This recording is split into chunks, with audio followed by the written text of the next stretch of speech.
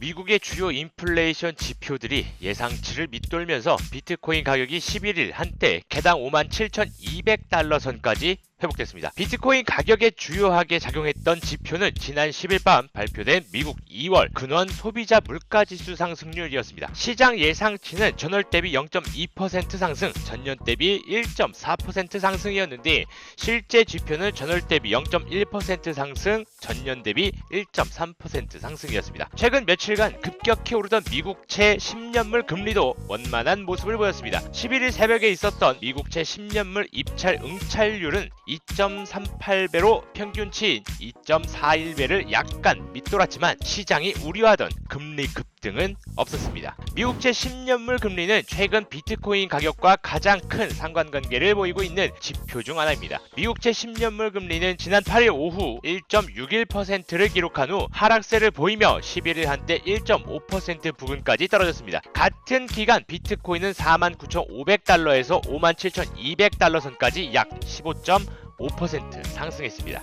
이런 현상이 발생하는 원인으로는 금융시장 불안감이 가장 대표적인 이유로 꼽힙니다. 지난해 코로나19 발발 이후 글로벌 금융시장은 각국 중앙은행들의 유동성 공급과 코로나 사태 해결에 대한 기대감으로 빠르게 성장해왔습니다. 문제는 유동성이 과잉 공급될 경우 높은 수준의 물가 상승으로 이어질 가능성이 있다는 점입니다.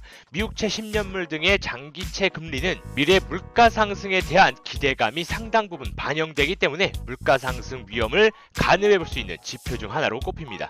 통상 장기채 금리가 급등하면 중앙은행들은 물가 상승 위험을 제어하기 위해 시중 유동성을 줄이는 방향으로 대응하게 됩니다. 지금의 글로벌 자산 가격 상승세가 중앙은행발 유동성 과잉으로 형성되었다는 점을 감안해 볼 때 장기채 금리 급등은 자산 가격에 상당한 악재로 작용할 수 있는 셈입니다. 대표적인 장기채인 미국채 10년물 금리 향방에 금융시장이 민감하게 반응하는 이유입니다. 미국 2월 근원 소비자 물가지수가 예상치보다 낮게 나오면서 채권 금리 급등세가 완화되긴 했지만 물가 상승 여지는 아직 사그라들지 않은 모양새입니다. 세계 최대 자산운용사 블랙록의 최고 투자 책임자인 릭 라이더는 11일 2월 인플레이션 지표들이 비교적으로 안정적으로 나오긴 했지만 향후 강한 인플레이션이 발생할 수 있고 미 연방준비제도는 결국 초저금리 정책을 조정해야 할 수 있다고 지적했습니다.